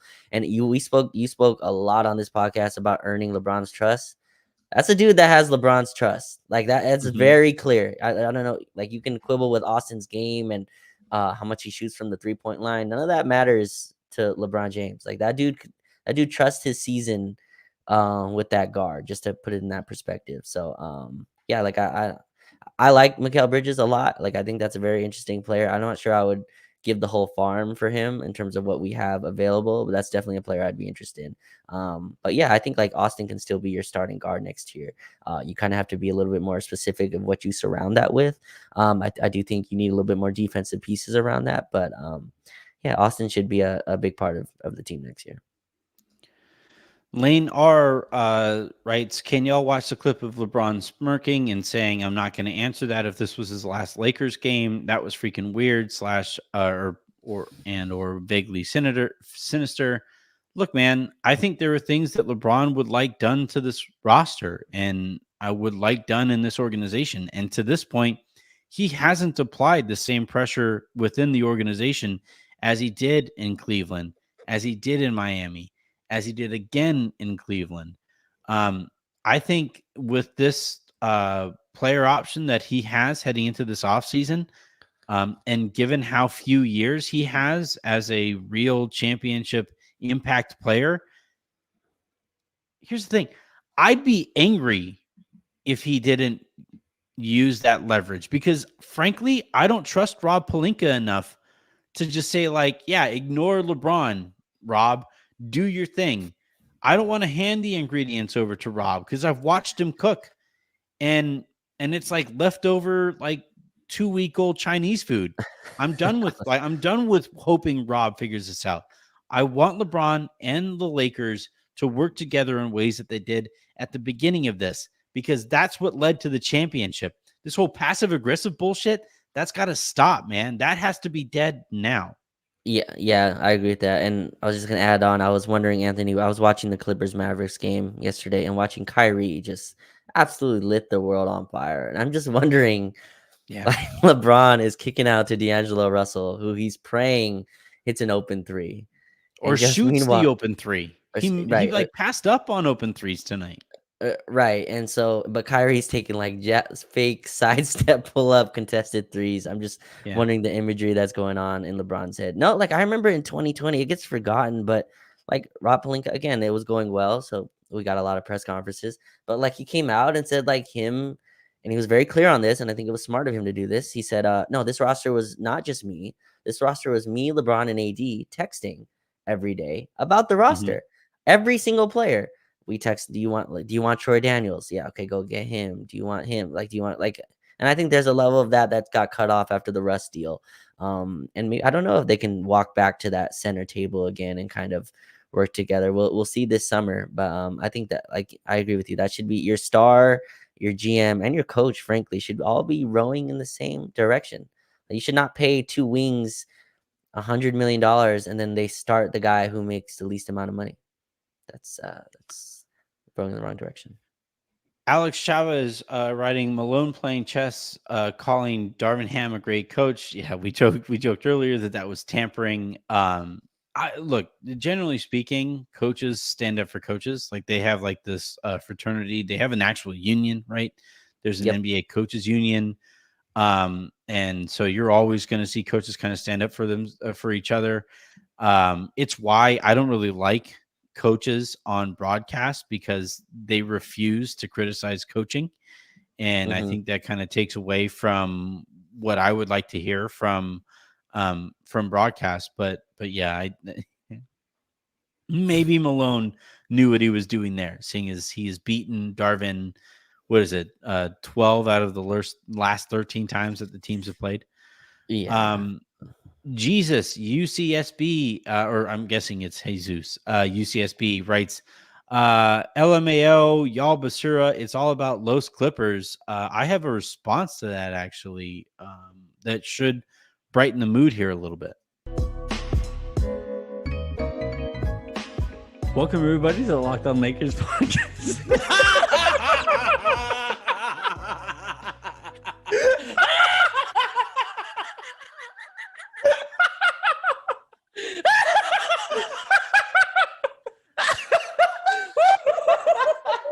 Paul George really hit the side of the backboard. It was wide open. I can't even Lou Williams, he said they just came together this year, as if that was an excuse, like the other team in the conference finals didn't do that. Well, what happened was it doesn't even matter. You know, we didn't have time to get it together. You know, like we just. Did he say that with like lemon pepper wings in his mouth? Is that what happened there? You're licking it off his Like, oh man, there were some Wait. absences that cost us some I time. just can't quite figure picking out it out of his teeth. why we don't have any chemistry. It's like, Lou, in your mic'd up segment, you said 1, 2, 3 Magic City leaving the last huddle.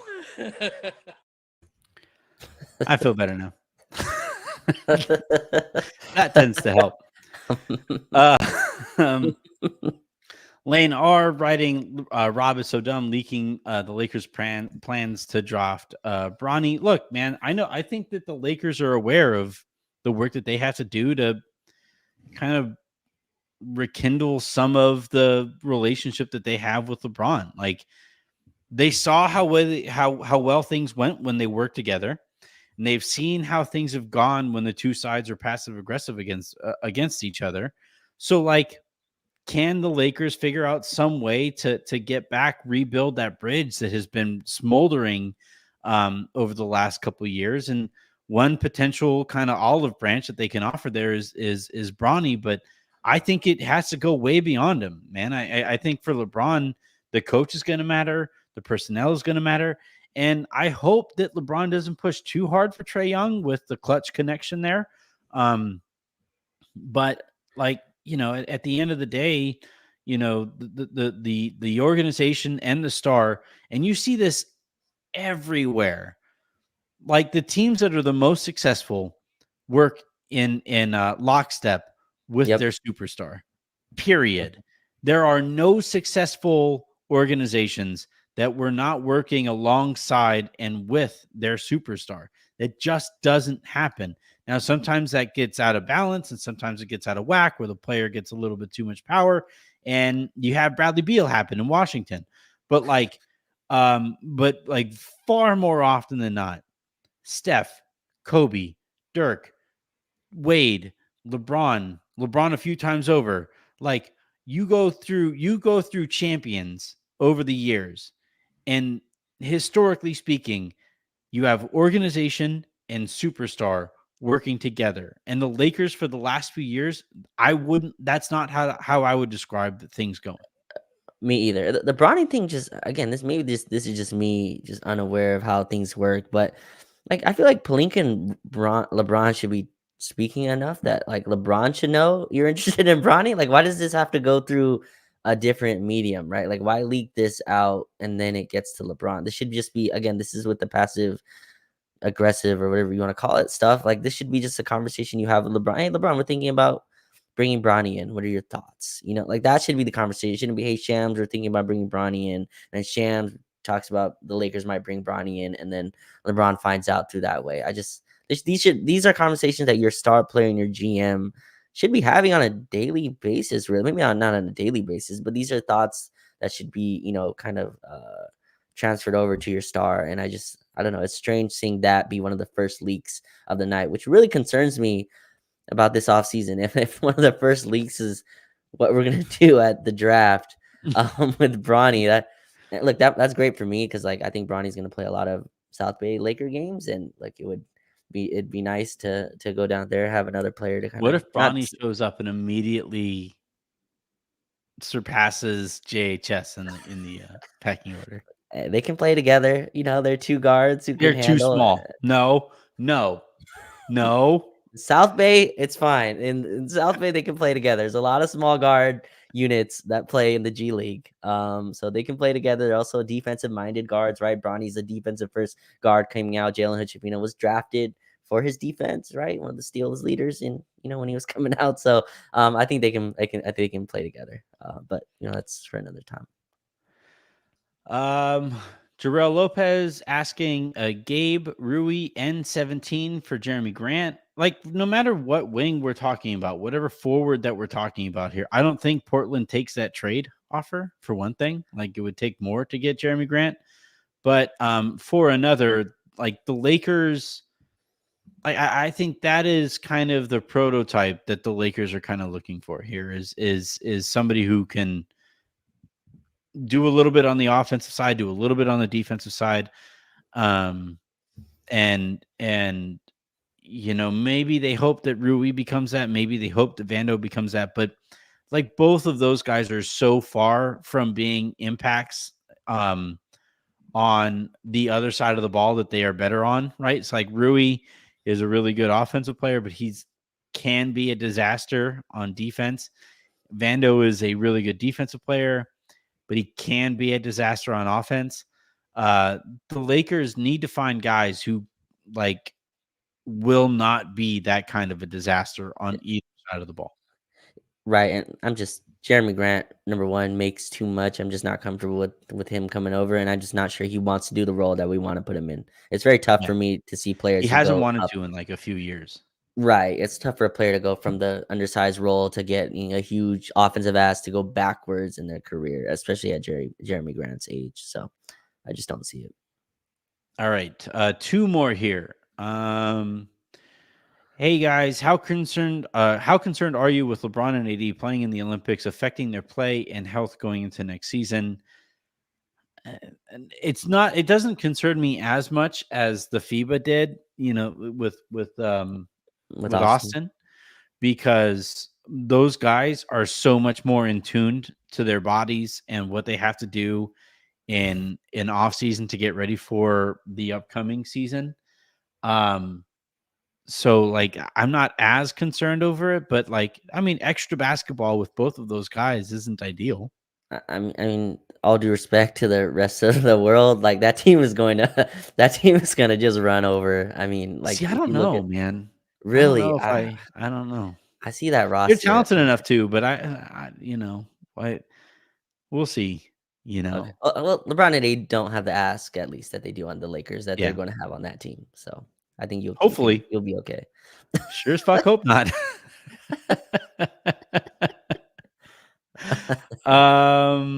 Jesus UCSB, blah blah, go Clippers, signed Russell Westbrook. Should I play it again?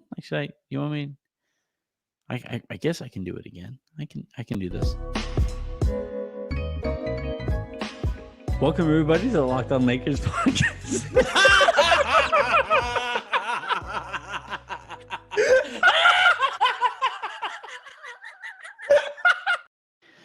That's a preview for what is left of the Los Angeles Clippers season.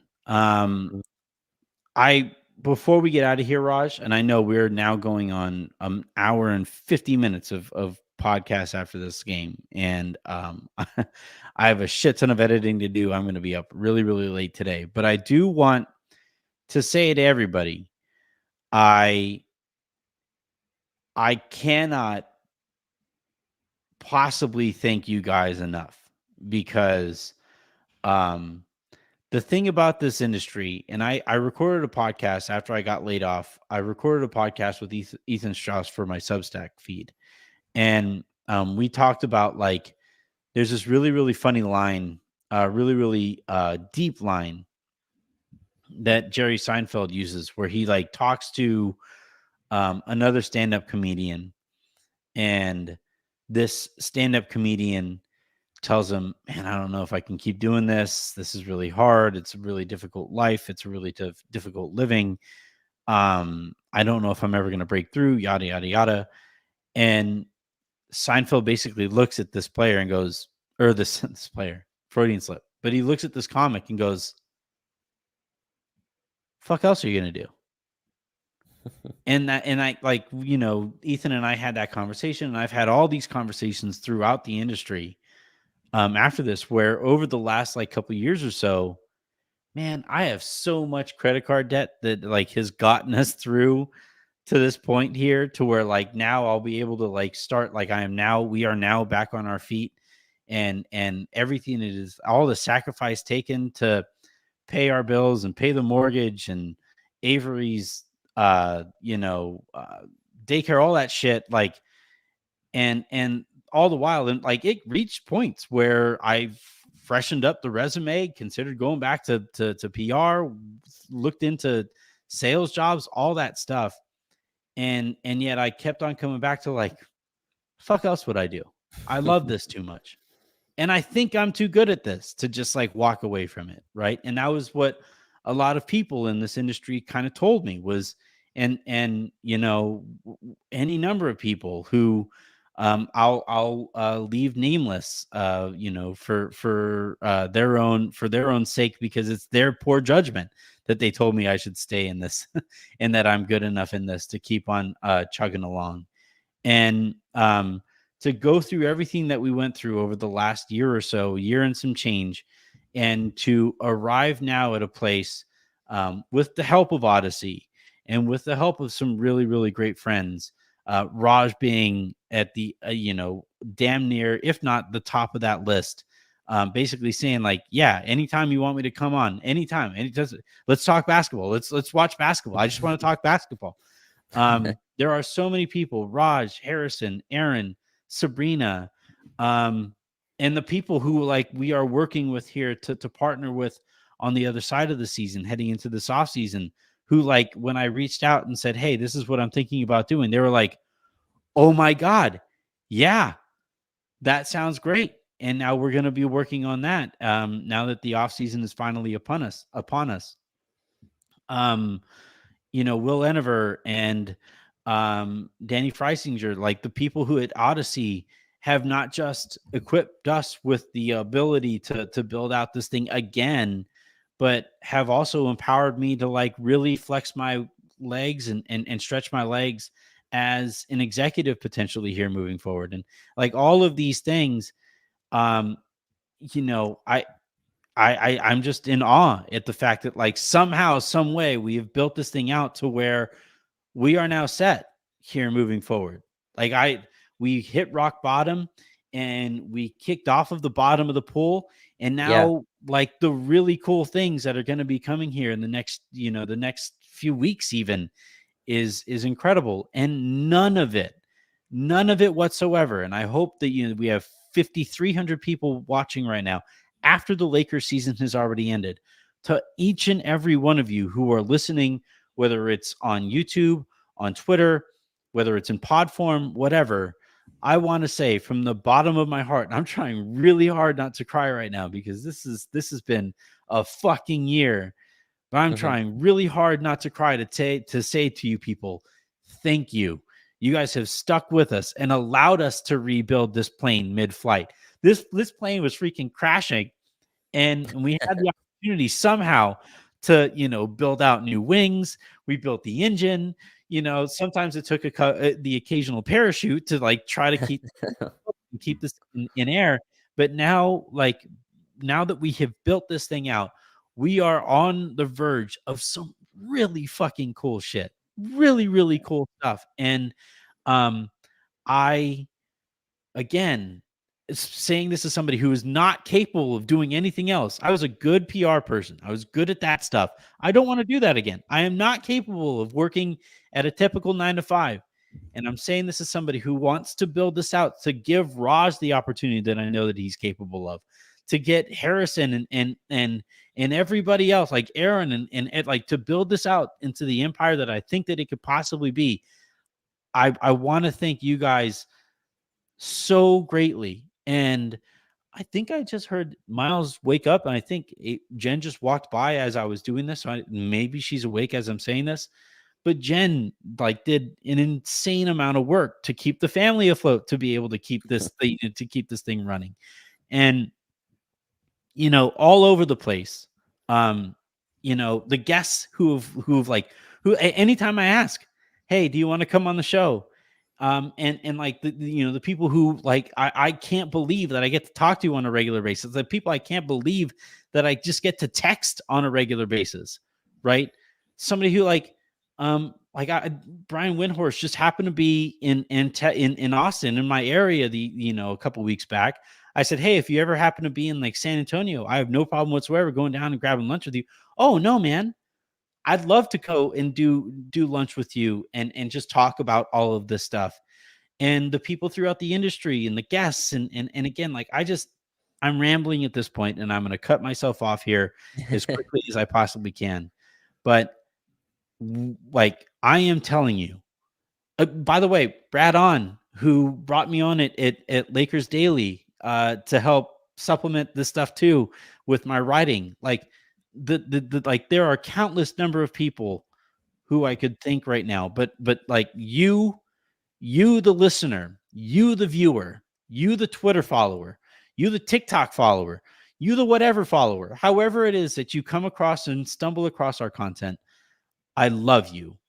Like we love you, and we are doing this the grassroots way, and we are building this out the grassroots way, and you guys have supported us at every step of the way as we've done that. And I can't even try to thank you enough, because my words will never do that amount of gratitude. Perfect way to end it. I lost the words that I can use there. I can't do that gratitude justice. And I can't wait for this upcoming off season. So Raj, you happen to be here while I stumble through that. But Raj, I am telling you right now, at the tip top of my priority list this offseason is getting you officially on in here and making YouTube revenue and making pod revenue, and just, making sure everybody know the superstar that you are, because I know you were the subject of Twitter today for some reason. I was not a part of that.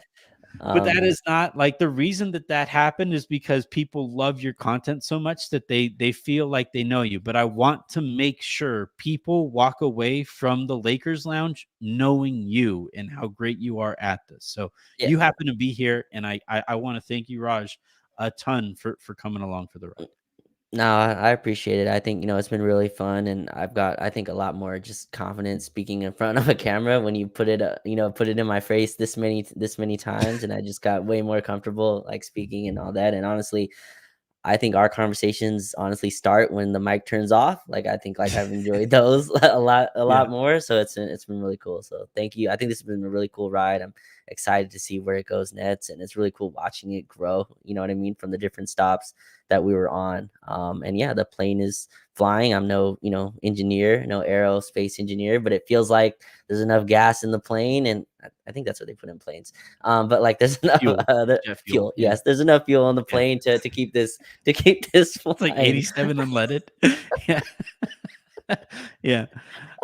No, I again, we're gonna get out of here, and right when this ends, right, the plans start for this off season, and I'm gonna be throwing together basically production meetings with the people who we are going to be building this thing out with in the months to come and in the years to come. Because the cool thing about how this all played out is I own this content now. It can't be taken away from me ever again, and it can't be knocked off course in the way that it was ever again. And so, like, we are now building this really, really cool thing together. You, the listener, you, the viewer, us, the idiots. And I can't wait to see what this looks like. So until the next time you guys hear from us, I'm Anthony Irwin. That was Raj Shapalu. Earlier, that was Aaron Larsoul. And until the next time you guys hear from us, I'm Anthony Irwin. Have a great rest of your evening. Make somebody else's. And I will talk to you tomorrow. Maybe in a few hours or so when you read my Lakers Daily piece on the coach who's probably not going to be their coach anymore.